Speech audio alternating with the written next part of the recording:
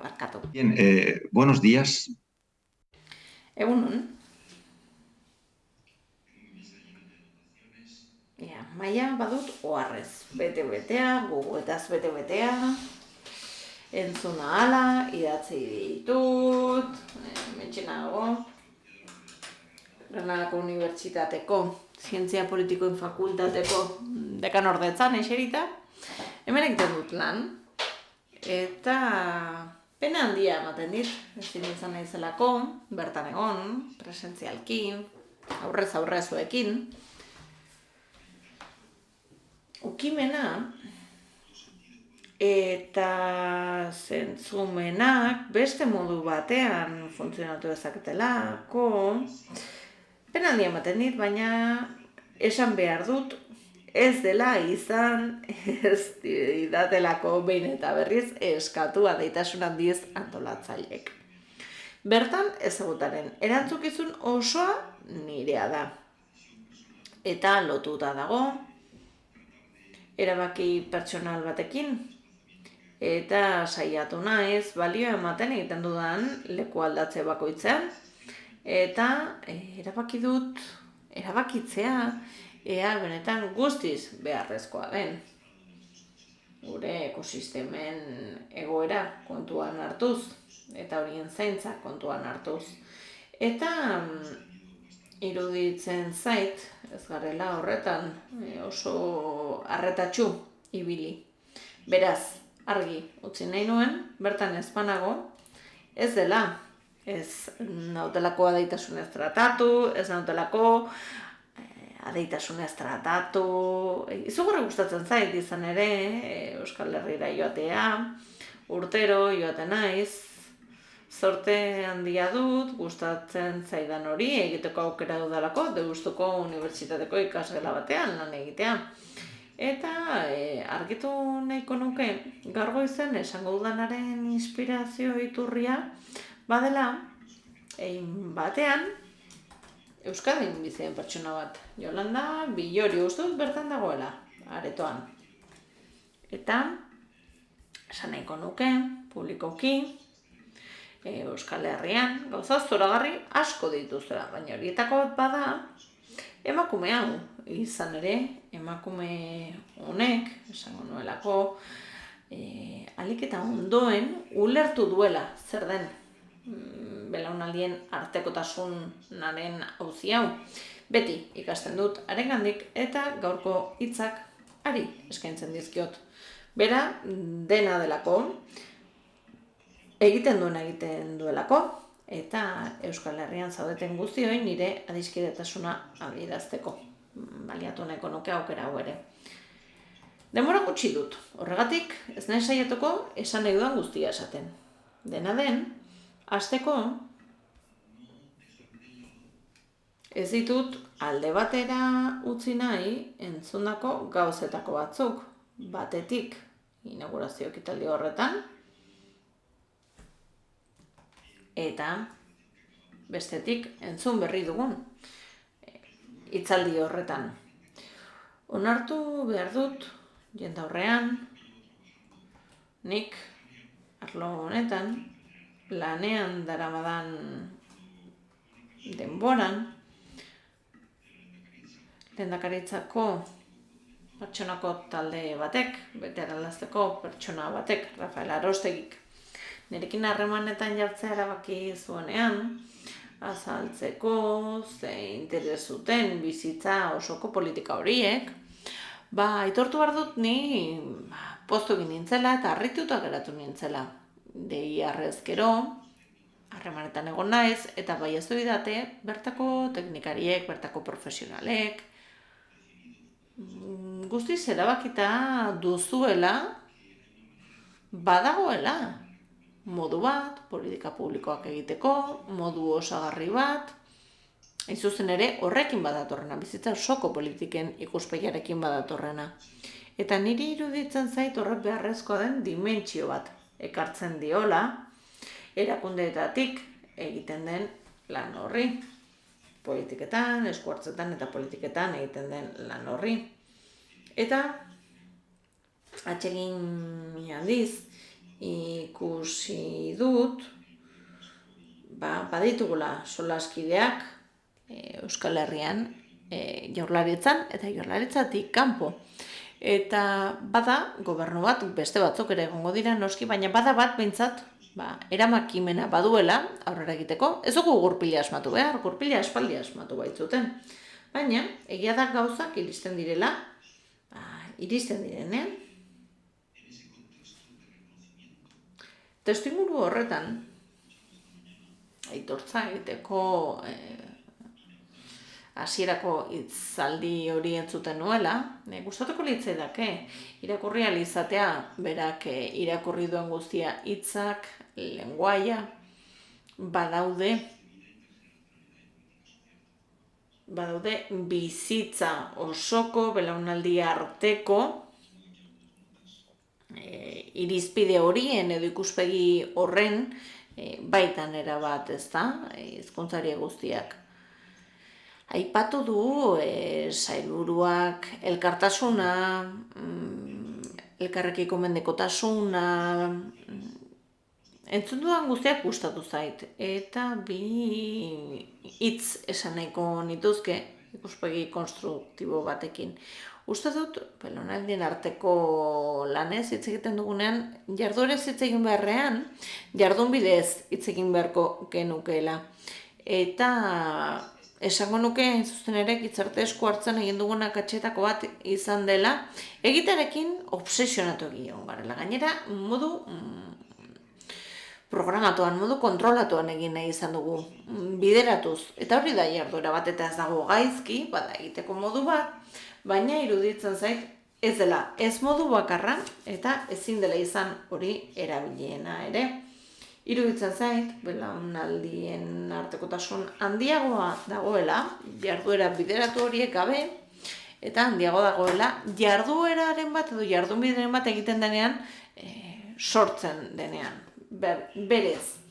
Eta bizitza osoko politika horiek, zeharkakoak, intersektorialak, intersekzionalak izan behar direla esan du, sailburuak, eta nik ez dut noizki egiarik, edo benetako erantzunik, baina nire ikuspegitik hitz horiek hor daude, errepikatzen dira, baina nik beste bi termino, edo beste bi kontzeptu aipatuko ditut nire iritziz indar handiagoa dutenak, eta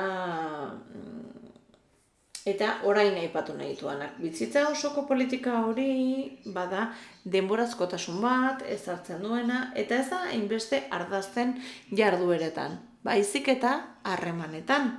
Eta badu belaunaldien ikuspegi hori eraikita dagoelako artekotasun horretan.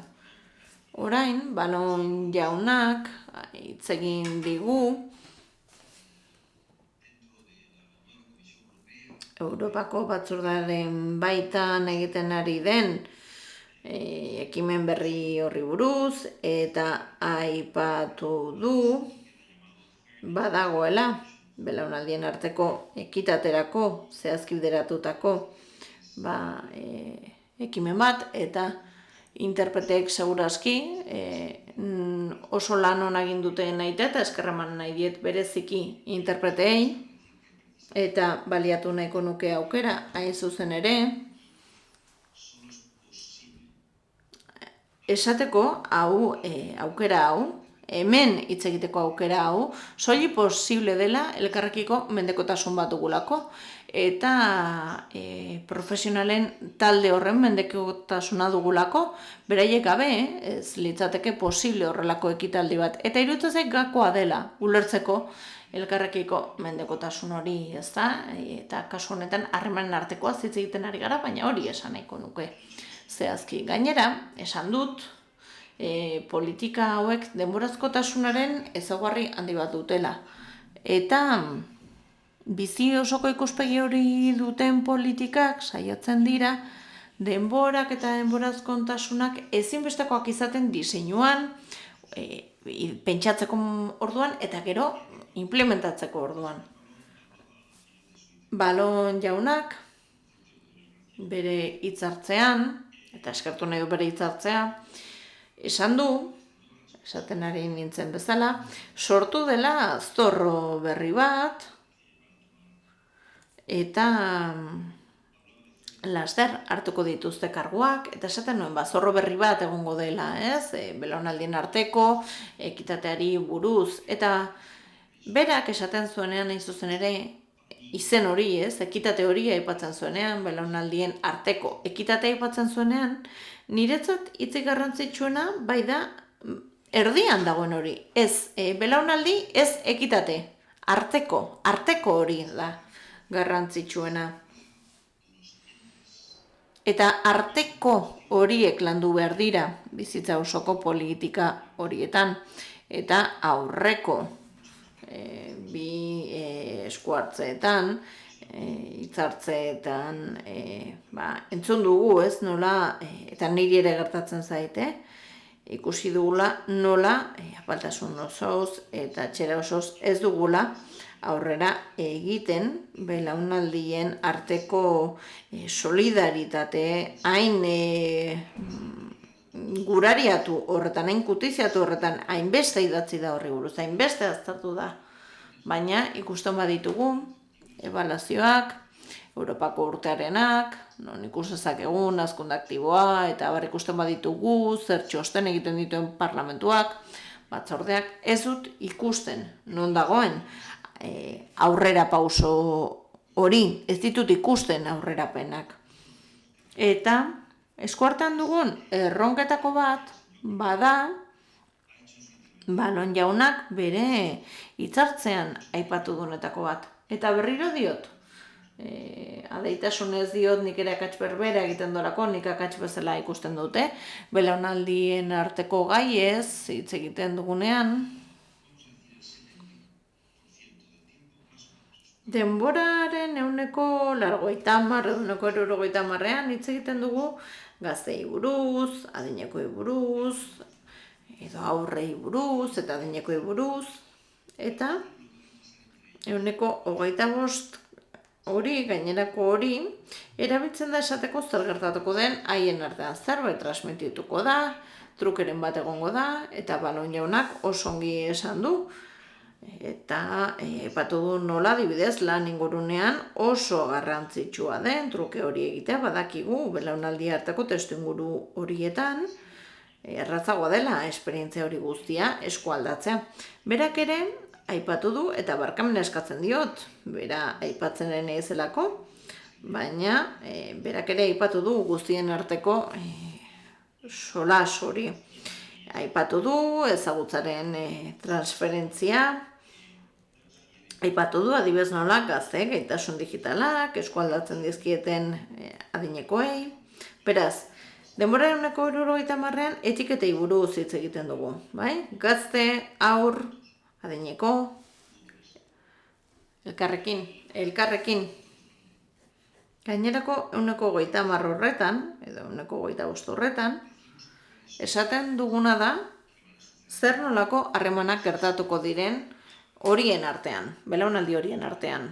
Eta adibideak eman ditut. Dejamos un 5% para lo 3% utziko dugu, utzi behar dugu garrantzitsuena den horretarako.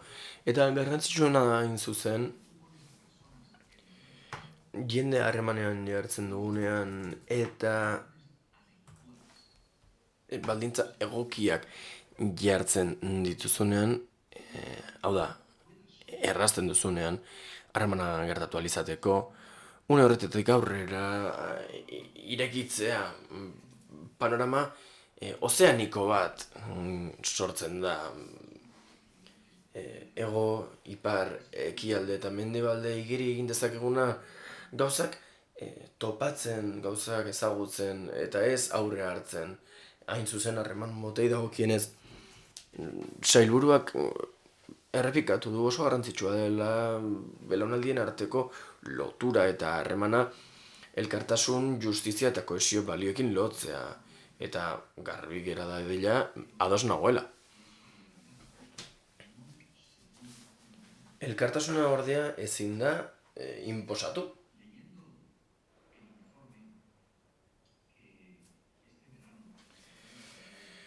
Nazio batuen ordezkariak uztailean aurkeztutako txostenari erreparatuta, zahartzeari buruzko asambleak sortutakoa, planaren garapenaren ingurukoa, hori erreparatuz gero, ziklikoki aurkezten dira txosten hauek, eta azkena belaunaldien arteko elkartasunaren ingurukoa da, hain zuzen. Eta irakurtzera gonbidatzen zaituztet. Nik poliki-poliki irakurri dut, zehaz mehatz, eta hementxe daukat paragrafo bat nik neuk idatzi nuena, eta irakurri egingo dut. Honako dio, mahai gainean izan nahi ditugu politika baten emaitzak belaunaldien arteko prozesu batzuetan murgildu gabe ere, zeinak harremanetan oinarritzen diren eta temporalizatuta duen, hau da, irtenbidea hasi aurretik nahi dugu, eta politikak egingo ditugu hasieratik gertatzean nahi dugun hori jakin da, eta jakin dezagun hori egiten badugu harremanak hiltzen ari garela edo bestela mugatzen. Noski belaunaldien arteko harremanez ari gara, baina ez gara ari soilik gertatzea interesatzen zaigun horiek indartzen. Izan ere hori arazo bat izango litzateke. Eta hemen, nire oharretan diot, hiru lerroko kontu hau. Nahi badugu emaitzak mahai gainean izatea prozesuetan sartu aurretik, fikziozko politikak egiten ari gara. Irudizko egoerak sortzen ari gara, gure gaitasunetan eragingo dutenak. Eta ez dute ezer aldatuko, ez dute ezer eraldatuko. Are gehiago, betikoari bueltak ari gara. 2 puntu, eta honaxe hau diot. Onak garenez, gauza onak bakarrik egin nahi ditugu. Eta egia esan, honako diot, gauza onak azken finean dira, bien al norbaiti onura ekarriko dioten horiek. Baina gauzei gertatzen utzi behar zaie. Eta egia da noski, arrisku bat dagoela, baina, eta noski, berkatu, arriskuen aurrean, prebentzioa behar dela, eta horrexegatik diot inteligentea garela. Baina, zintzoki diotxuet, tematzea, belaunaldien arteko elkartasuna sustatzen, aurrez eraikia dagoena, guk nahi dugun eran gerta dadin, guk ezarritako parametro batzuei jarraikiz edo irizpide ona duen horbaitek kanpotik ezarritako irizpide batzuei jarraituz, esango nuke okerreko abiapuntua dela. Hemen hitz egiteko daukadan tarte honetan, noski azaletik bakarrik landuko dut, hau noski garbi gira dadila. Beste argipen txiki bat ere egingo du sailburuak esandakoarekin eta Balon jaunak esandakoarekin lotuta dagoena. Ezagutzen nauenak badaki, etengabe errepikatzen ditudan kontuetako bat dela hau.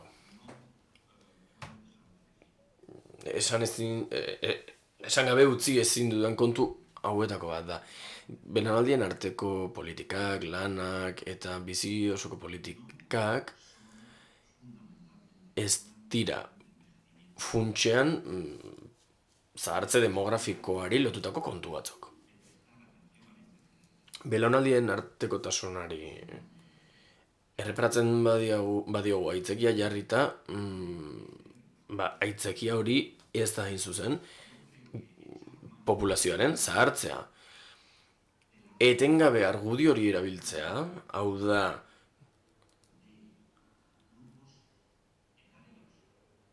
adintarteak pilatzen ari direla, eta adineko pertsonak pilatzen ari direla erabiltzea argudio gisa etengabe, eta behin eta berriz esatea 2030-erako, 2050-erako 18% Espainian izatetik 130 edo ez dakit zenbat adineko pertsona izango ditugula, hori esatea behin eta berriz, datu hori, aurreikuspen hori. Ez da belaunaldien arteko politikak ezartzeko arrazoia. intergeneracionalidad y las políticas intergeneracionales merecen la pena. Ez da hori, ez du horregatik merezi belaunaldien arteko politikak egiteak. 15 urteko kohorte guztiak ere berdin banatuta egongo bagina, hala ere, zentzua izango luke belaunaldien arteko politikak ezartzea. Izan ere, belaunaldi artekotasunak zerikusia du gizakia elkarriakiko mendekoa dela ulertzearekin. Hain zuzen, nik ezin dut ni izan zugabe, hori da, atzean dagoen ideia hori. Ezin du gurik egon, besterik ez badago, beste batzuek ez badaude. Eta espainieraz, hain zuzen, horixe dio, nos otros. Gu eta besteak, gu horren barruan dago besteen kontzeptu hori.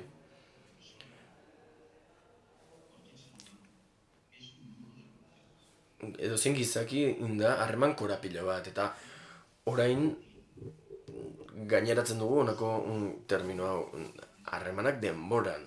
Harremanak denboran gertatzen diren harremanen korapilo bat gara.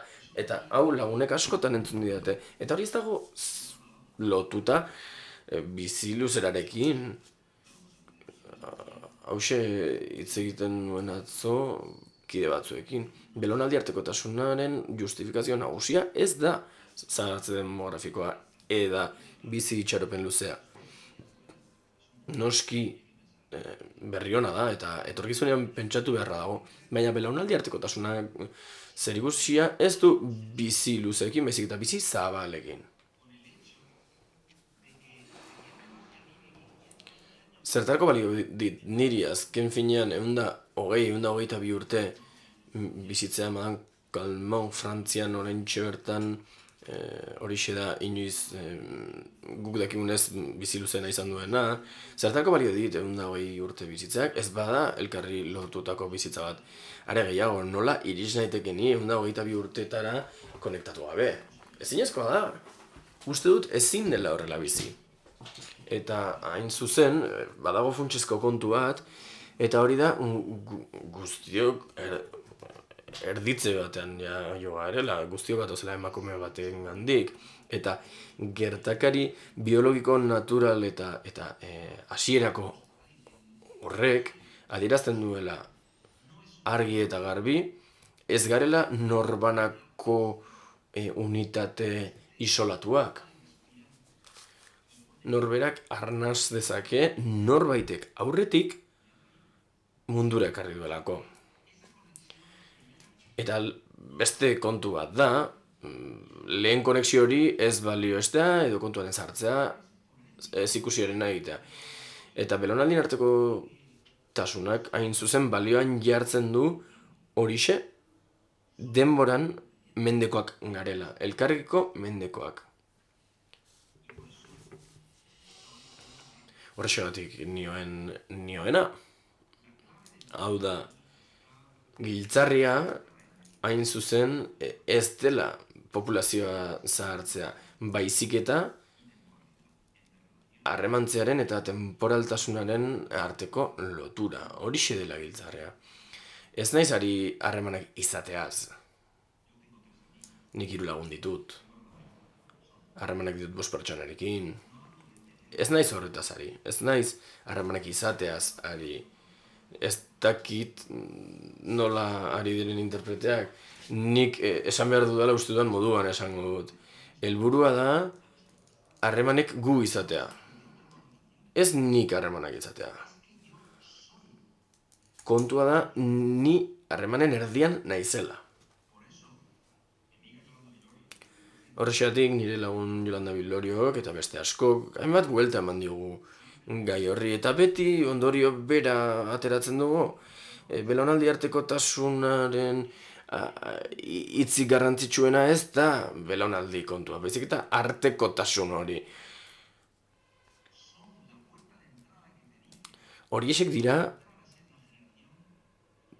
sarrerako atea. Belaunaldi bat izateko lehen urratsa da onartzea harremanei dagokionez existitzen garela. Hau da, harremanen bitartez eraikitzen dugula geure burua. Horrek egiten gaituela, eta noski hori baldintzen arabera gertatzen da, batzuetan aukera gehiago ematen du eta bestetan gutxiago, baina hor du garrantzi handia politika publikoak. Askotan, oztopo asko baitago. Makrosad esaterako Granadan. Honek 2018tik belaunaldien arteko zentro bat badauka, horretxoa daukazue argazki bat, pantailan, bertan zentro horretan hartutakoa. Hor, egunero, 0 eta 3 urte arteko eskola batek eta 33 pertsona adineko zaurgarri leku berean biltzen dituen zentro horretan horrelako naste borraste bat sortzen bada hezkuntzarena, afektuarena, ideiena, emozioena, elikadurarena, ongizatearena eta gaizki sentitzarena, malkoena, uneena, esperientziena, momentu zoragarriena, minena, doluarena, galerarena, zerumuga zoragarriena, etorkizunena, eta bizipenak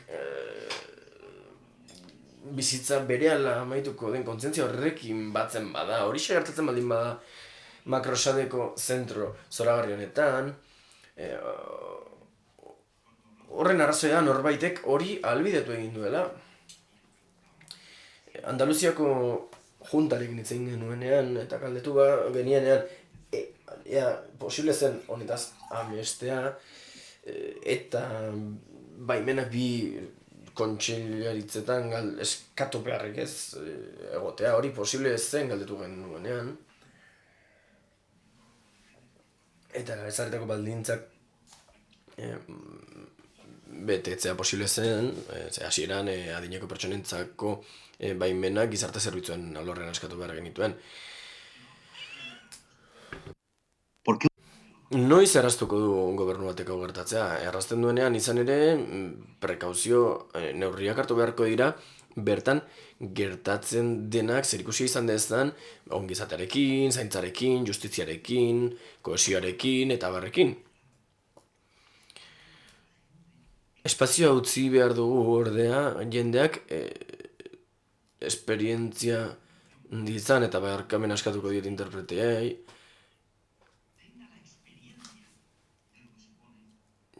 Hau da, jendeak esperientzia hori izan behar du, harremanetan murgiltzarena. Eta Txema Madoz argazkilari zoragarriak doakiola hemen nire aitortza, ez diot baimenik eskatu, baina espero dut utziko didala bere artea partekatzek. Hemen temporalitatea oso ondo adierazten baitu. Nik ez dakit humano y tan esencial que no me sale el usted. Barkamena berriz ere, ez banaiz oso zuzena izaten ari, baina zerbait nuklearra da hau aipatzen ari naizela funtsezkoa, eta uste dut pertsonatik pertsonari naizela argazki zoragarri hau ikusten duzue, eta ez dakit zertan pentsatzen duzuen hortzabetenok nahiko zintuztet ikusi, baina balon jaunaren iruzkinera itzuliko naiz, eta sailburuaren hitzetara ere itzuliko naiz, eta niretara ere bai, eta kontuz ez naiz ezer kritikatzen ari. Eta kritikarik badago guztia nire buruarekiko kritika da. Esaten dugunean, belaunaldien arteko elkartasuna gazten eta adinekoen arteko elkartasuna dela, eta entzuten dugunean behin eta berriz funtsean egiten ari garena dela adin taldeak konektatzea, eta behin eta berriz diogunean adinkeriaren kontra eta adinarekiko diskriminazioa borrokatu behar dugula, ez gara konturatzen horrelakoetan adina eta adin kronologikoa jaiotzetik aurrera doan denbora horrek kartzela moduan eragiten dugula eta badakit Eusko Jaurlaritzako zenbait pertsona entzutenari zaizkigula. Adierazi nahi diet, nik ezin dudala belaunaldi arteko politika indartsu bat ulertu adin kronologikoetan oinarrituta badago. Ez dut ulertzen, hori estutzen gaituen zerbait da. Eta batzuetan kostatzen zaigu beste era batera pentsatzen eta beste era batera adierazten, baina horixe da hain zuzen gure erronka. Eta hementxe daukat, belaunaldien arteko harremanen gidaren zirriborroa katedrak egin duena eta urte bukara baino lehen argitaratuko dena ziurrenik. Gida honek hainbat taula ditu. Adinez hitz egiten duen taulak 11 adin kontzeptua ditu. Kohortez hitz egiten duen taulak 5 kohorte tipologia erabiltzen ditu.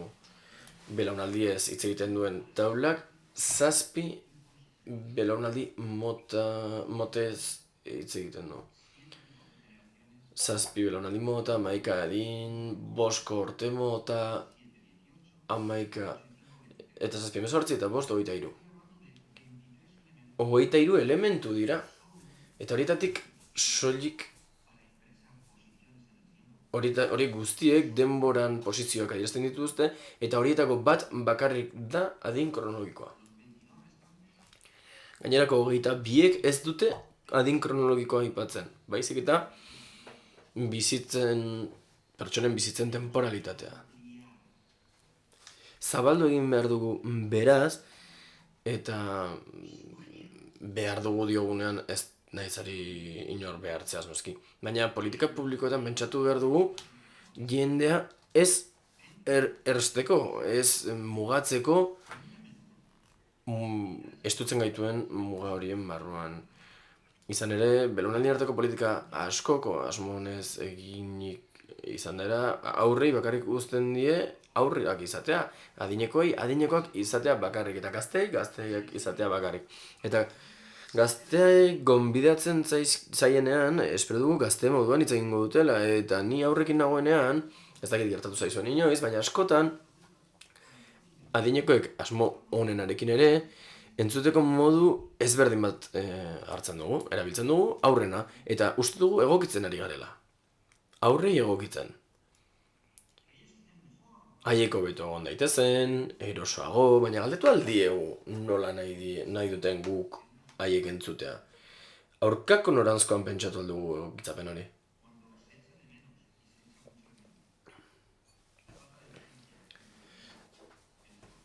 Aurren falta sentitzen denean esaterako politikak diseinatzeko, garatzeko eta ezartzeko garaian, eta aspalditik sumatu da falta hori, uste dut horrenetaz ari garela. Belaunaldien arteko politikez ari naiz eta argazki bat daukat hemen, eta esan nahi dut beste diapositiba besterik ez dugula. Politika garatzean denbora daukagu buruan. Belaunaldien arteko politikak garatzean denbora daukagu buruan. Badakit hau askoz sakonago azaldu beharko nukeela eta aipatuko ditugu zenbait zertzela da, baina beste era batean eta beste leku batean hitz egin nahiko nuke honen inguruan, baina azalean geratu behar dut esan dudan moduan. Txema madozen argazki honek balio izan dezala honako hau esateko. Bizialdiko politika eraldatzaile bat diseinatzen denean, eta gauza argitu nahi dut. Bizialdiko politika eraldatzaile bat ez da edozein politika. Da errotiko arrazoietara doan politika bat. Dinamika sistemikoetara jotzen duena, eta hasieran nahi ez dugun egoera sortu zuten arrazoi horietara jotzen duena. Eta hain zuzen finkatu duten arrazoi horietara jotzen duena. ez dio gainazaleari azka besterik egiten, hori baina askoz gehiago egiten du.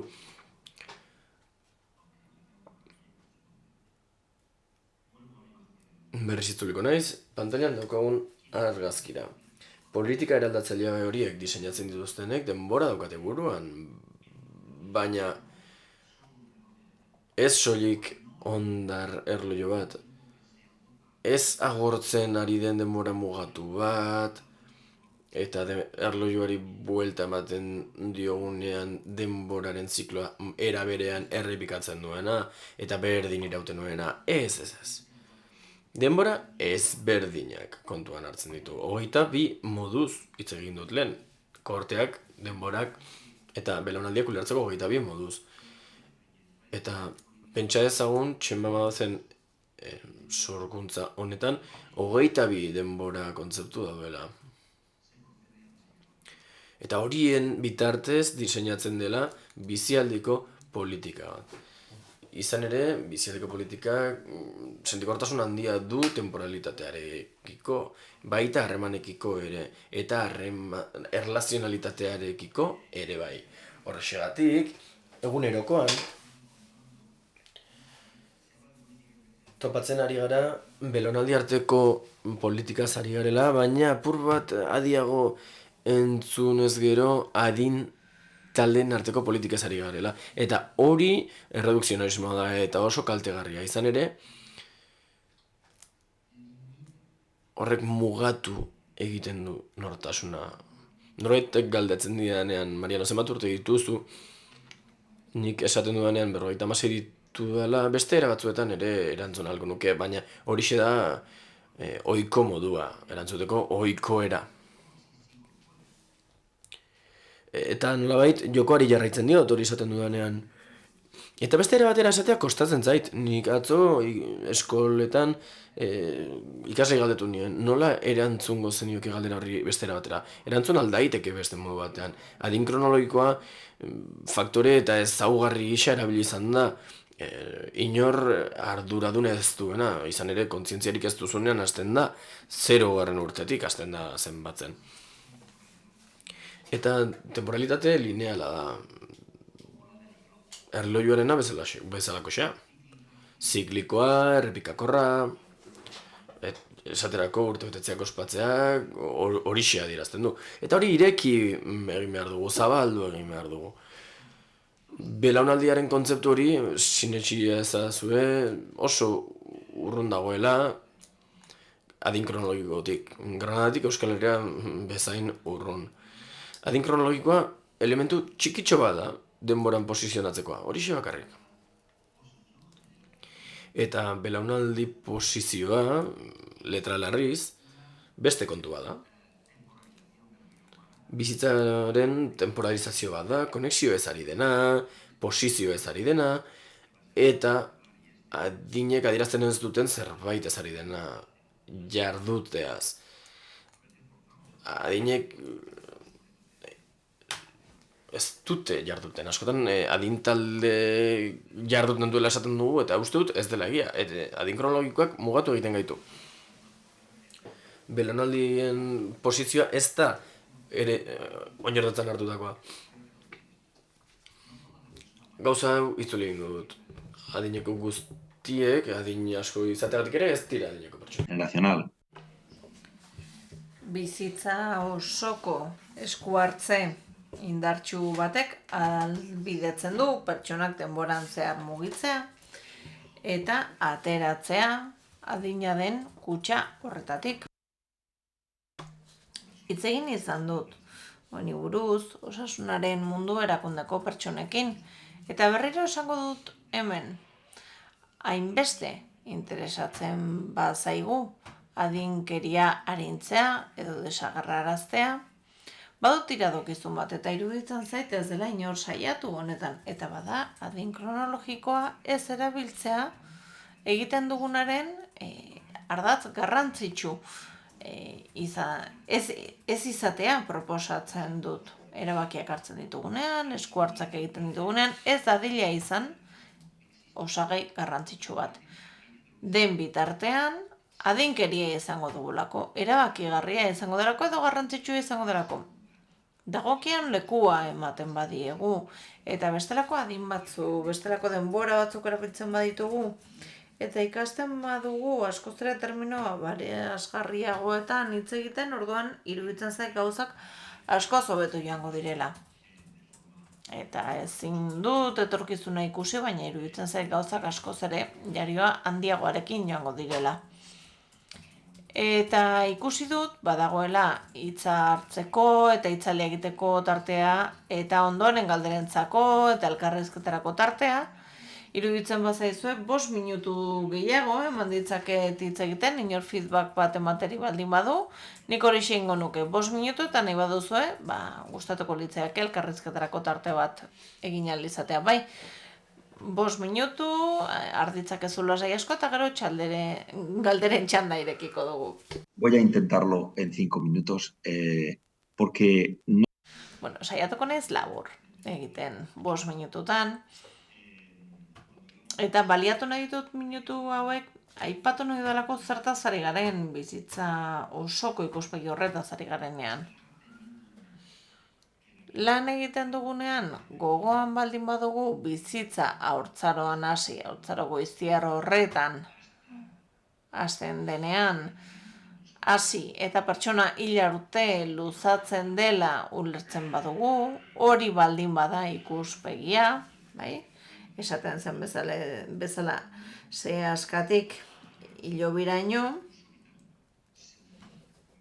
hori ez da nire planteamendua, nire ulertzeko modua. Hori bada, bizitza zikloaren arabera lan egitea. Ez bizitza osoan zehar. Eta ez dago inolako araurik, eta ez dut nik egia absoluturik, baina nik urteak behar izan ditut ulertzeko bi gauza desberdin direla. Baina noski, ni banaiz bizitza osoko soziologiaren irakaslea unibertsitatean, eta horrexegatik hausnartu behar izan dut honen inguruan. Eta azkeneko irudi hau, erabili nahiko nuke orain, azkeneko mezu bat azaldu nahiko nuke. Eta tamalez Hil Zenpo Dernat irakaslea aipatu nahiko nuke. Montrealeko unibertsitatekoa da eta mendebaldean izugarri zor diogu. Bizitza osoko politikei buruz ari garela. Podernari gustatzen zitzaion errepikatzea metafora bat, eta nik erabiliko dut haren omenez. Berak esaten zuen bizitza bazela eutearen antzeko zerbait. Irudian ikus dezakegun bezala. Bizitza pixkanaka eraiki egiten da, aukerak eta mugak baliatuta. Eta horiek metatzen diren eraginak dituzte. Amaierako produktu bat sortu arte. Bizitza, Bernartek esaten zuen bezala, eraikitzen den moteltasun horretan azkar desegin daiteke. Artillarekin lanen ari garenean gertatzen den bezala. Batzutan, dio Bernartek, nahikoa da, zerbait gaizki gertatzea dena desegin behar izateko, dena deskorapilatu behar izateko. Atzo, jakin genuen, unibertsitateko errektorea etzegoela ondo, bidaiatzen ari zela eta ospitalera joan behar izan zela. Espero dut bera ondo egotea eta lasaitu baituzte, bere egoerari buruz, baina garai hartan metafora hau Granadako unibertsitatera ekarriz bazirudien jostorratzak ihes egin zuela eta dena desegitera zijoala. Korapila horiek guztia desegitera zijoazela.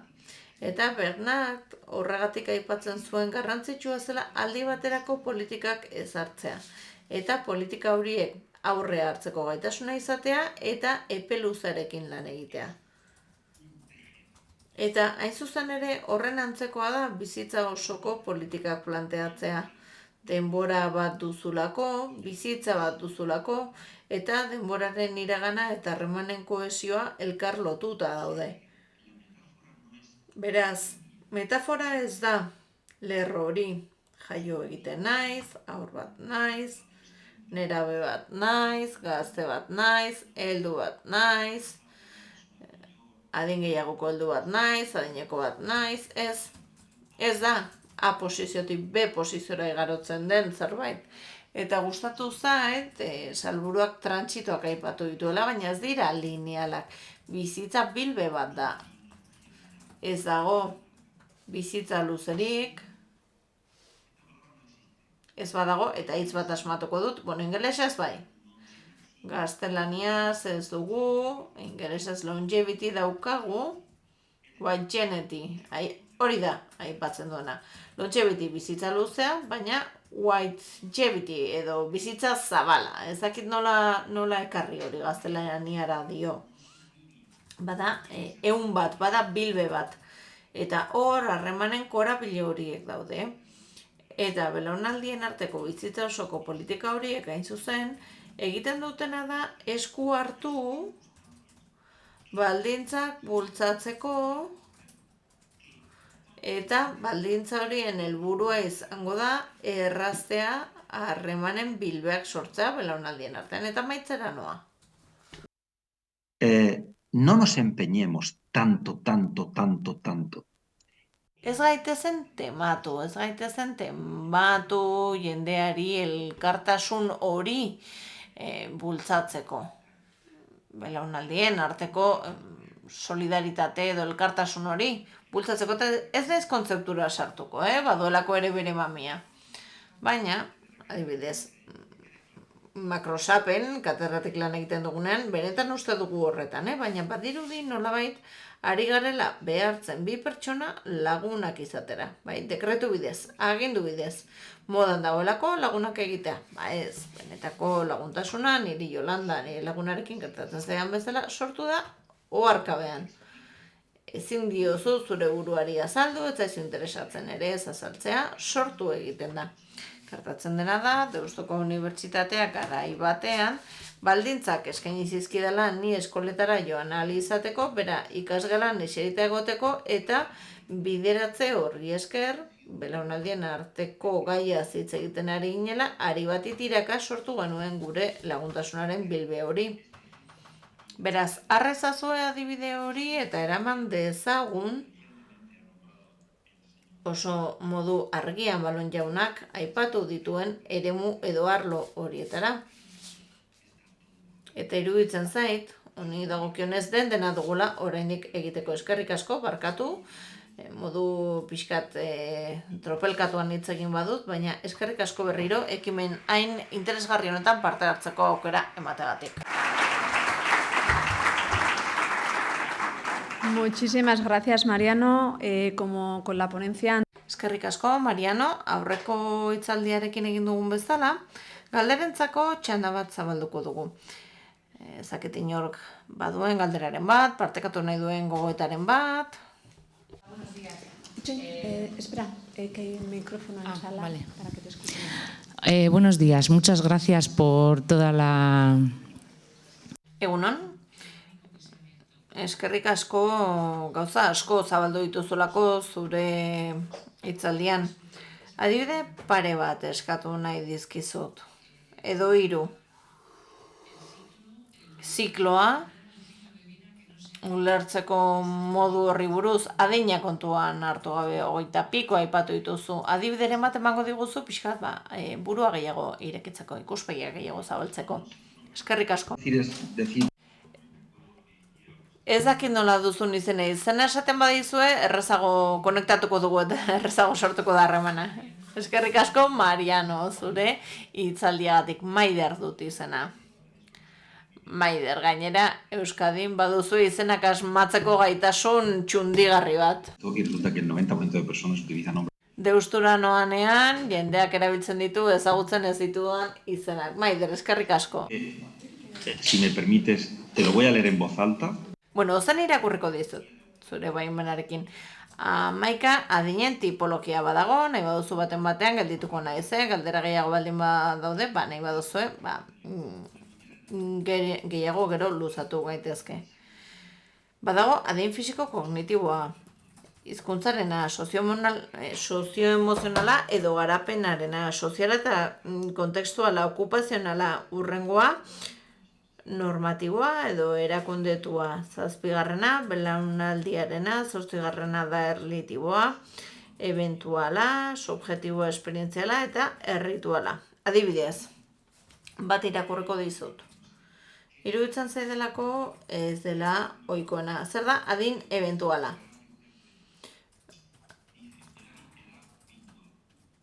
Esta edad sitúa a la persona. Adin eventuala edo virtuala. Pertsonaren adina ezartzen da bere bizitzan zehar ordena sozial jakin batean garrantzitsutzat jortzen diren gertakarien arabera. Emantzipazio adina, adibidez, edo ezkontzeko adina, edo bikote bat izateko adina, seme-alabak izateko adina. Adin horiek ebantualak dira, ulertzen dugulako emantzipatzea garrantzitsua dela pertsona baten bizitzat, baina 20, 22, 28, 34 urterekin gertatzea kontuan hartu beharrekoa da, baina ez da erabakigarria. Emantzipazioa baldin eta gogobetetzailea izango bada, ez da lehentasun kronologikoa duena.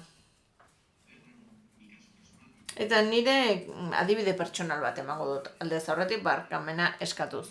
Aita 12 urte nituela hiltzen, 17 urterekin joan nintzen kanpora ikastera, ez nintzen emantzipatu, kanpora joan behar izan nuen ikastera, ez nuelako etxean ikasi nahi nuela. Hori etzen emantzipazio bat, etxegabetze bat izan zen. Nik faltan bota nuen, ama alargunarekin, egon ahal izatea egunero. Nik ez nuen etxetik atera nahi, baina beste remediorik ez nuenez, kontraesan hori bizitu behar izan nuen, eta amak alargun gisa oso gaizki pasatu zuen. 4 seme-alabarekin, nintzen seme zaharrena. 29 urterekin geratu zen alargun, eta nintzen bere euskarrietako bat eta esaten zidan ze pena joan bertzarela, ez? Nik garai hartan ez nuen ulertzen oso ongi zer esan nahi zidan, denborarekin ulertu dut, esan nahi zidan azela izu oso bakarri geratuko naiz, eta kontuan hartzen zaitut. Eta orain, dakidana jakinda, atzeratu egingo nukeen hori. Zer politika publiko sartzen dira adin eventualetan eta zer uztartzen maila dute beste adin irizpideekin? Ea. Mikrofonoa duen pertsonak ezakin nola izena duzuen. Jaione, asmatutako beste izen bat. Bai, horrela ere aurpegia jarriko dizut azkenik. Harremanetan egon garelako luzaroan. Eskerrik asko oso atsegina izan zarelako bideaia honetan zehar. Bueno, Jaionek, mesedez, emaiderrek zerbait esan nahi badu, emaiozu hitza. Bai, jarraituko dugu solasean, bai, jarraitzen dugu. Hemenago, Eta pozarren hitz egiten jarraitzeko. A mí me has abierto un nuevo mundo para investigar. Bueno, ireki didazu ikertzeko mundu oso bat. Balio badizu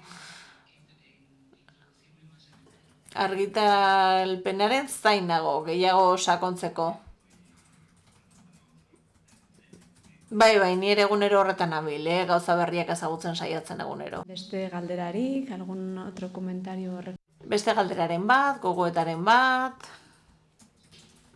aretoan badago beste hitzartzerik.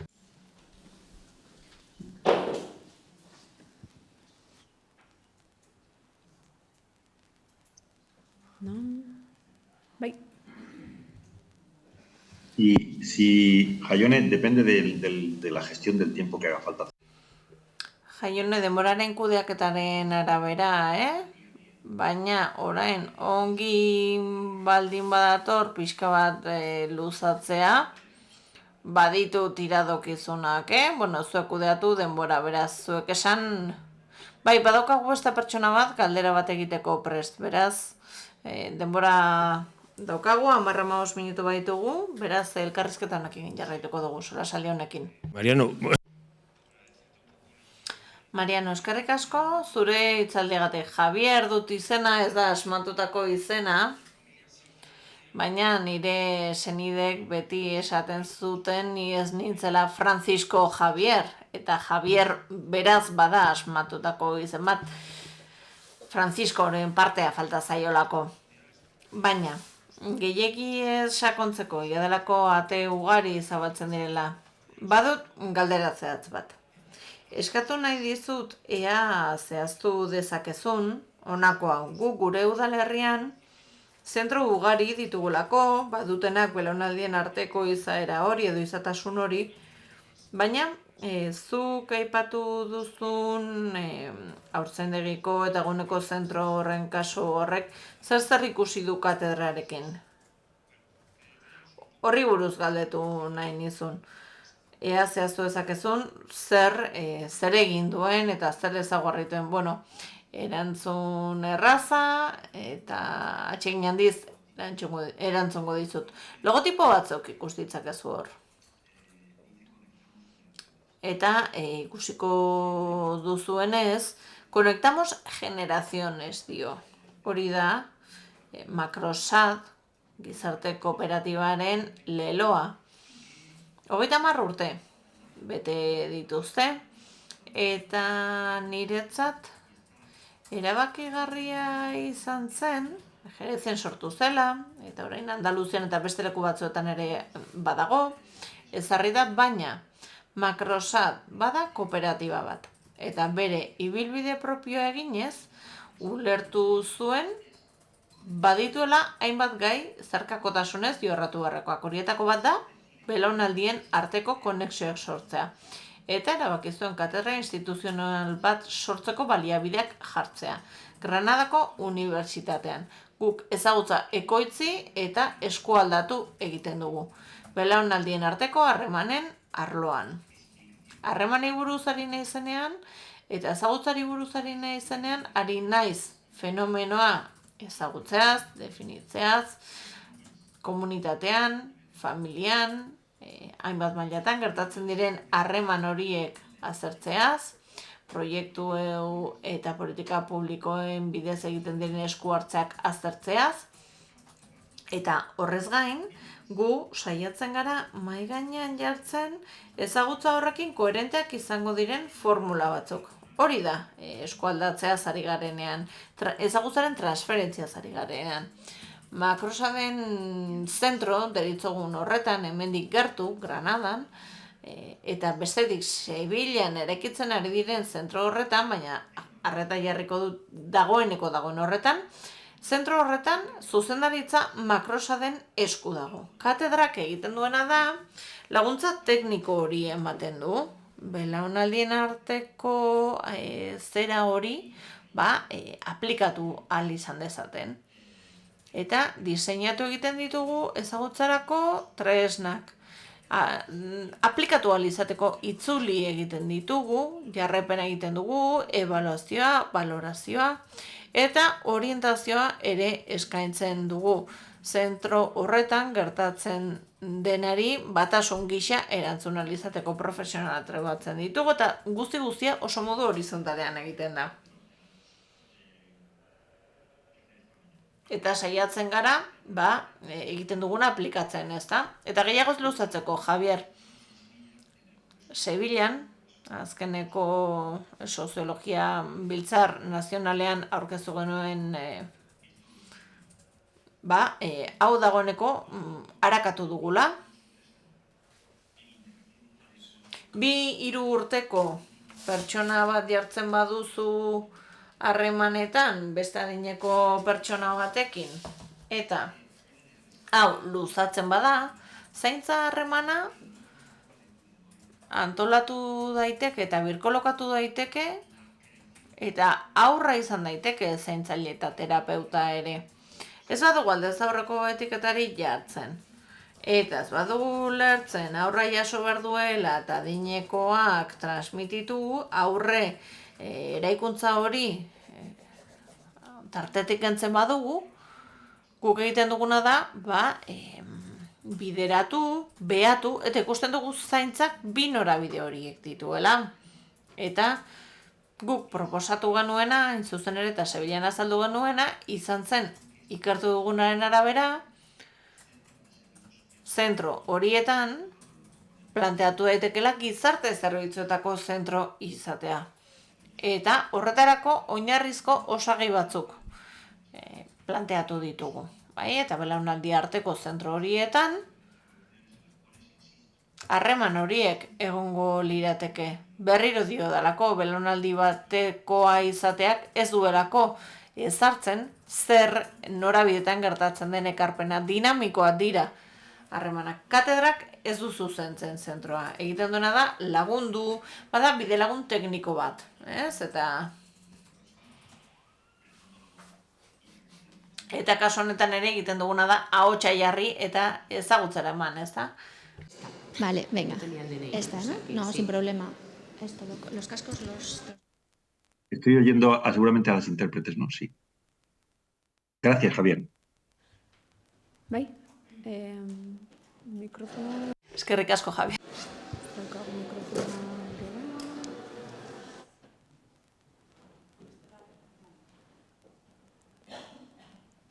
Espera un segundo, Mariano, que justo nos...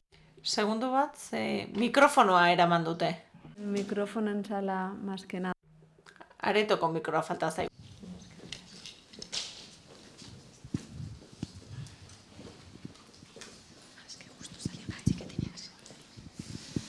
Hola, Mariano.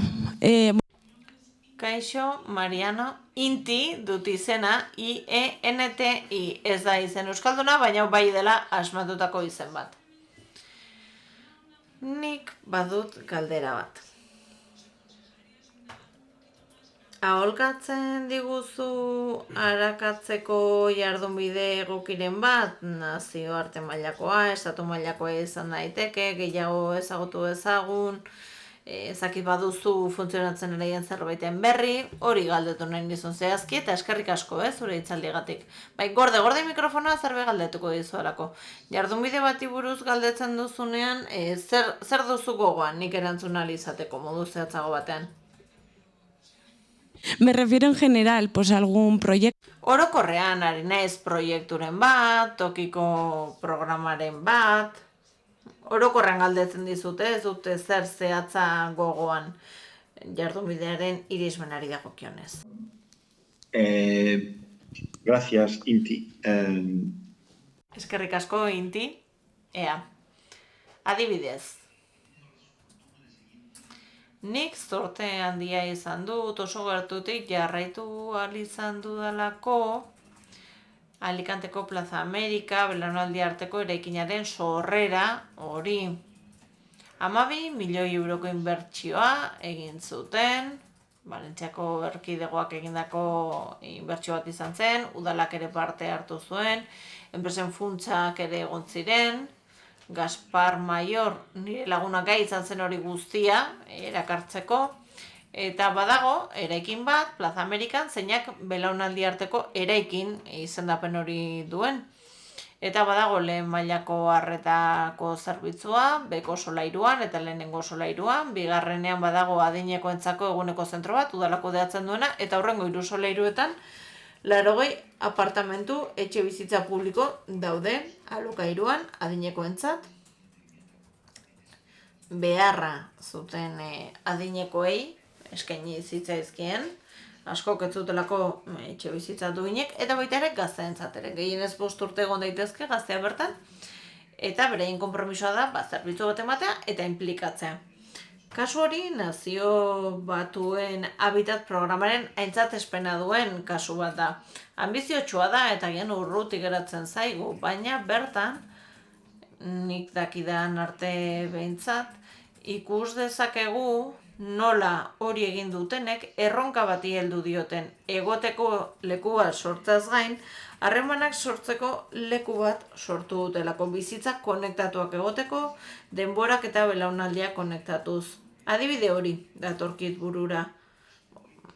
Baina adibidez, Eskoziara baldin bagoaz, pixka bat urrutiago, Eskozian daukaten sarea, belaunaldien arteko konexiorako sarean, lan egiten ari dira DBH-ko ikasleak harremanetan jartzeko, unibertsitaterako ikasketak egita pentsatzen hasten ari direnean,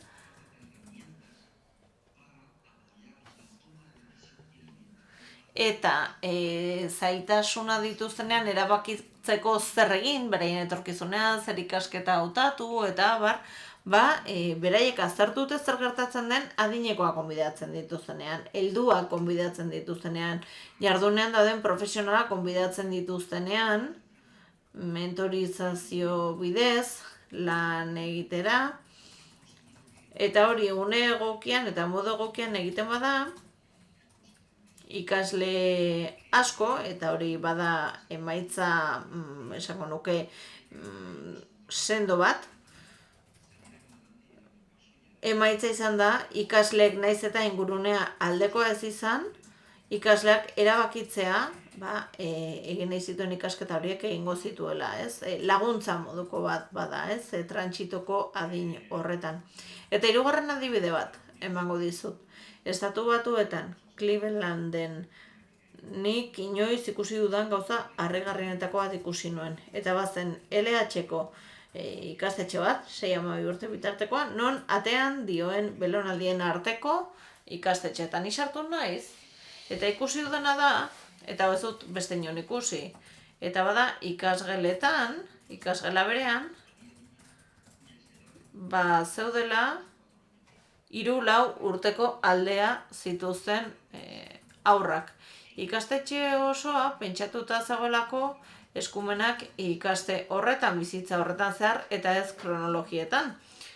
Kronologiak behartu egiten baditzaitu, ekainean ikasturte aldatzera eta irailean magia tarteko, txantxetan airez noski, bazara, 4. 5. igarotzeko aukera izan behar duen haur bat, han ikasgeleen arteko aldaketa horiek otsailean, martxoan, urrian, edo irakasleek ikusten dutenean aurra behar hori duela, orduan gertatzen dira.